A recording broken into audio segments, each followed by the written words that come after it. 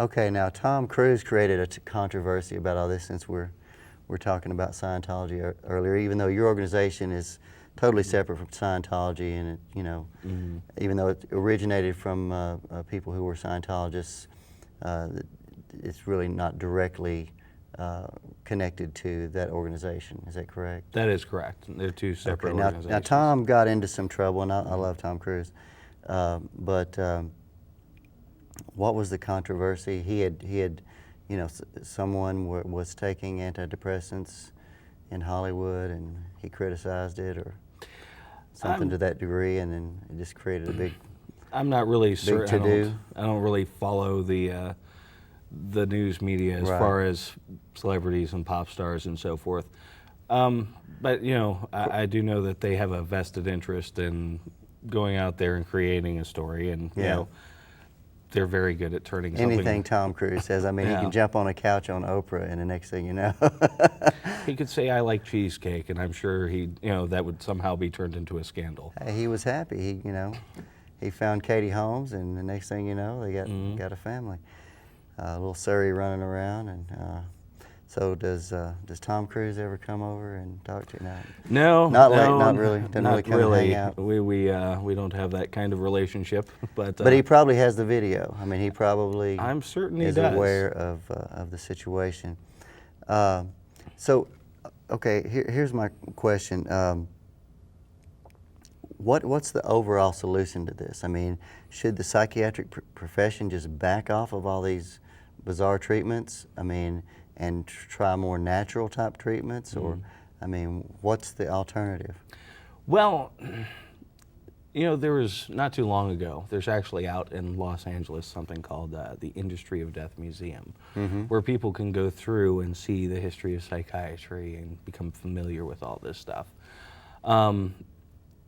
There was one person who went through, and his name eludes me at this time, but there was one guy who went through this Industry of Death Museum, and he was, I believe, a foreign dignitary who was visiting. And they asked him, you know, what would you replace psychiatry with? And I think his response is probably the best response to your question as well, which was, well, that's like asking, what would you replace rape with? You don't replace it with anything. You just stop it. Don't hold back now. Just tell us exactly how you really feel. Just stop it. Okay. So you would just end all psychiatric, no matter how off. I mean, aren't some people danger to themselves and should be kept, I'm not saying that there's indoors. There's not situations where people are a danger to themselves. Those situations do exist where they're a danger to other people as well. But psychiatry, after billions and billions of dollars, has absolutely no solutions to this problem. Right. And that is in itself saying this is not a science. When you have a science, they find out why something is occurring, and then they find out a solution to that problem. The psychiatric industry doesn't. They're interested in, they go into a meeting every couple of years, and the World Federation of Mental Health sits around a table. They write up what they think is a disease, and then they vote it into existence. And that's, the birthplace of that. There's no science there. It's a democratic process for choosing a disease for people. And there's over 100 million people that take these drugs every day. Exactly. And that's only expanding. And a lot of the, I was watching the expanded DVD, and a lot of the people who are on these boards that have, that are high up in the psychiatric field, they have a lot of ties and connections to the pharmaceutical industry who are supplying these drugs and making the billions and trillions of dollars. Exactly.